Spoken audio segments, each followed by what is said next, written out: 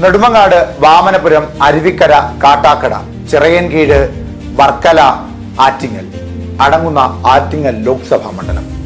ആറ്റിങ്ങൽ ലോക്സഭാ മണ്ഡലത്തിൽ ഇക്കുറി കാര്യം കുറച്ച് കടുപ്പത്തിലാണ്.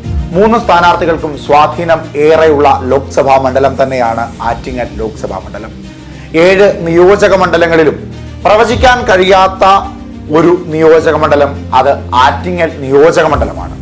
കാരണം മറ്റൊന്നുമല്ല, അവിടെ 3 കൂട്ടർക്കും സ്വാധീനം ഉള്ള ഇടമാണ്. എന്നാൽ 3 കൂട്ടർക്കും അടിപതറി നിൽക്കുന്ന ഇടമാണ്.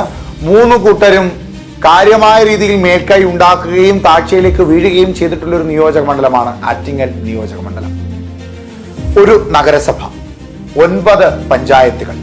നഗരസഭ ഭരിക്കുന്നത് ഇടതുപക്ഷം. 9 പഞ്ചായത്തുകളിൽ 4 ഇടം ഭരിക്കുന്നത് കോൺഗ്രസും, 4 ഇടം ഭരിക്കുന്നത് ഇടതുപക്ഷവും, 1 ഇടം ഭരിക്കുന്നത് BJPയുമാണ്.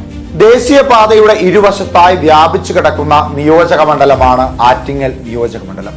ദേശീയ തലത്തിലുള്ള വിഷയങ്ങളും സംസ്ഥാന തലത്തിലുള്ള വിഷയങ്ങളും ഒക്കെ കാര്യമായി ചർച്ചയാകുന്ന ഒരിടം. കർഷകരും കർഷക തൊഴിലാളികളും സുലഭമായുള്ള ഒരു നിയോജക മണ്ഡലമാണ് ആറ്റിങ്ങൽ നിയോജക മണ്ഡലം.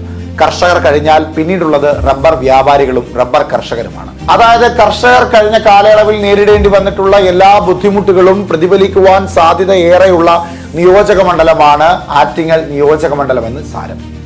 ഒപ്പം റബ്ബറിന്റെ താങ്ങുവില വർദ്ധിപ്പിക്കാമെന്ന് പറഞ്ഞുകൊണ്ട് അധികാരത്തിലേക്ക് എത്തിയ ഇടതുപക്ഷം റബ്ബർ വില വർദ്ധിപ്പിക്കണം എന്ന വേദിയിൽ വെച്ച് ആവശ്യപ്പെട്ട തോമസ് ചാഴിക്കാടനെ കാര്യമായ രീതിയിൽ വിമർശിച്ച ഇടതുപക്ഷ നേതാവായ പിണറായി വിജയനെയും ഒക്കെ ചർച്ചയാക്കുന്ന റബ്ബർ കർഷകരുള്ള ആറ്റിങ്ങൽ.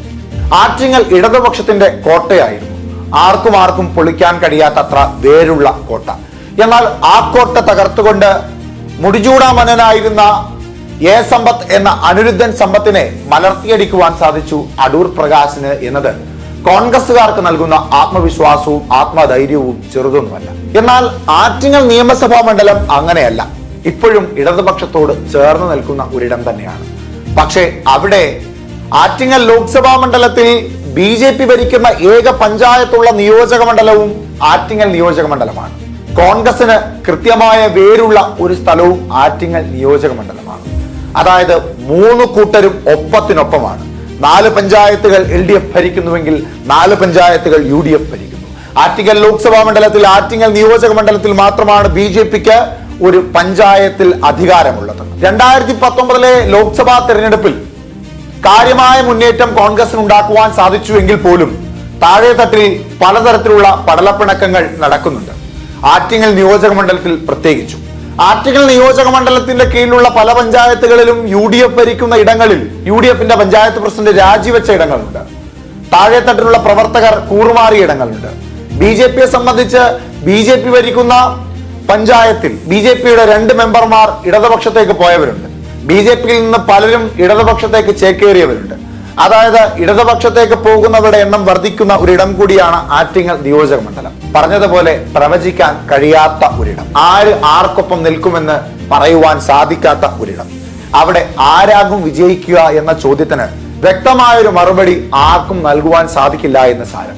അടൂർ പ്രകാശിന് 2019 ലഭിച്ച ഭൂരിപക്ഷമോ വിജയമോ 2024 ലോക്സഭാ തെരഞ്ഞെടുപ്പിൽ ലഭിക്കുമെന്നും പറയുവാൻ സാധിക്കാത്ത ഒരു ലോക്സഭാ മണ്ഡലമാണ് ആറ്റിങ്ങൽ ലോക്സഭാ മണ്ഡലം. അവിടെ ആറ്റിങ്ങൽ നിയമസഭാ മണ്ഡലത്തിന്റെ സ്വഭാവവും മാറി മറിഞ്ഞു നിൽക്കുന്നത് തന്നെയാണ്.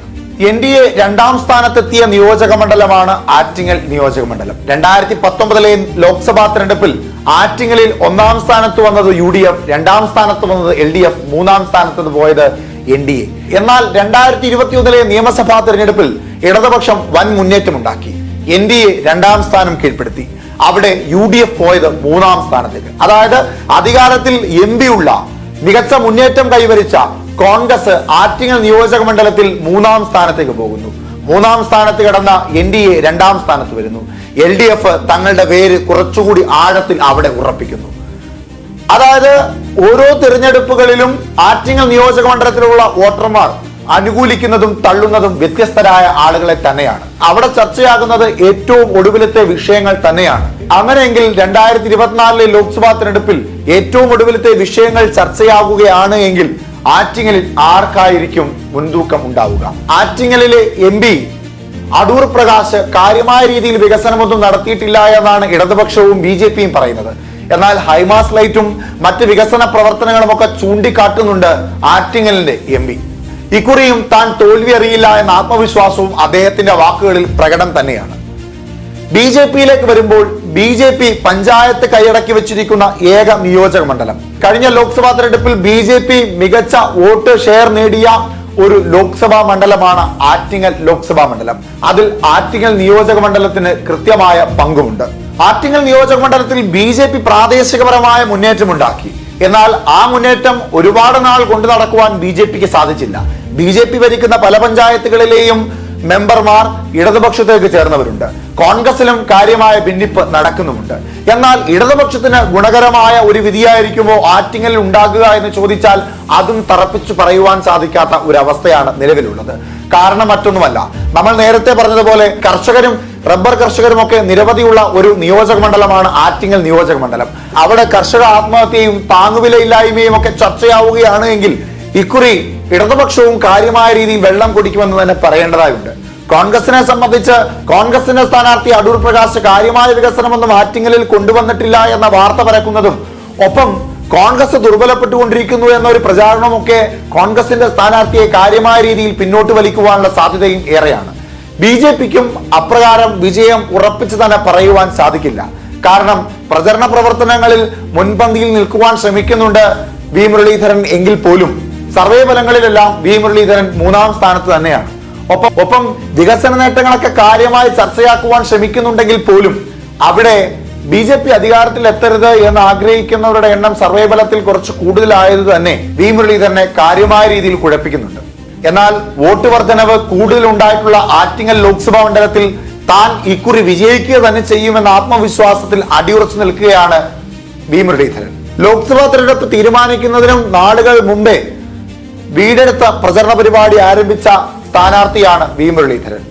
അടൂർ പ്രകാശ് അപരിചിതനായി വന്നതാണെങ്കിലും ഇപ്പോൾ സുപരിചിതനായി നിലകൊണ്ടു നിൽക്കുന്ന ഒരു ലോക്സഭാ മണ്ഡലമാണ് ആറ്റിങ്ങൽ ലോക്സഭാ മണ്ഡലം. അവിടെ ഇടതുപക്ഷത്തിന്റെ കരുത്തനായ ഒരു സ്ഥാനാർത്ഥിയെ വി ജോയിയെ കളത്തിലിറക്കുന്നതോടുകൂടി കളം ആകെ മാറുമെന്ന ആത്മവിശ്വാസത്തിലാണ് ഇടതുപക്ഷവും. തിരിച്ചുപിടിക്കുവാൻ കഴിയാത്ത തരത്തിലേക്കൊന്നും ഇടതുപക്ഷത്തിന്റെ കോട്ട തകർന്നു പോയിട്ടില്ല എന്ന ആത്മവിശ്വാസവും ചൂരുമെല്ലാം ഇടതുപക്ഷത്തിന്റെ സ്ഥാനാർത്ഥിക്കുള്ളിലും ഒപ്പം കൂടെ പ്രവർത്തനത്തിൽ ഇറങ്ങിയവരുടെ ഉള്ളിലുമുണ്ട്. എന്നാൽ തോൽവി അറിഞ്ഞിട്ടില്ലാത്ത നേതാവാണ് തങ്ങളോടൊപ്പം ഉള്ളതെന്നും ആ തോൽവി ഇക്കുറിയും അറിയുകയില്ല എന്നും, കാരണം വികസന നേട്ടങ്ങളുടെ തേരിലൂടെ നയിച്ചു മുൻപോട്ട് പോകുന്ന നേതാവാണ് അടൂർ പ്രകാശ് എന്നും വാദോരാതെ പറയുന്നുണ്ട് അണികളും സഹപ്രവർത്തകരും. BJP-ക്ക് ആത്മവിശ്വാസം മുമ്പ് പറഞ്ഞ അതേ വോട്ട് ഷെയർ തന്നെയാണ്. വർദ്ധിച്ചു വരുന്ന BJP വോട്ടുകൾ ഇക്കുറി ഇടതുപക്ഷത്തിനെയും UDF-നെയും മലർത്തിയടിച്ച് മികച്ച മുന്നേറ്റം ഉണ്ടാക്കുവാൻ സാധിക്കും ആറ്റിങ്ങൽ ലോക്സഭാ മണ്ഡലത്തിൽ എന്ന ആത്മവിശ്വാസത്തിൽ തന്നെയാണ് BJP-യുടെ സ്ഥാനാർത്ഥിയും സഹപ്രവർത്തകരും. എന്നാൽ അവിടെ ആറ്റിങ്ങൽ നിയോജക മണ്ഡലം തകിടം മറിഞ്ഞ് തന്നെ കിടക്കുകയാണ്. ആർക്കനുകൂലമായ വിധിയായിരിക്കും 2024 ലോക്സഭാ തെരഞ്ഞെടുപ്പിൽ ആറ്റിങ്ങൽ നിയോജക മണ്ഡലം സ്വീകരിക്കുവാൻ പോകുക എന്നത് പ്രവചനാതീതം തന്നെയാണെന്ന് അടിയുറച്ചു പറയുവാൻ സാധിക്കും. അവിടെ ആര് വാഴും ആര് വീഴുമെന്നറിയുവാൻ ഇനിയും ദിവസങ്ങൾ ബാക്കിയാണ്.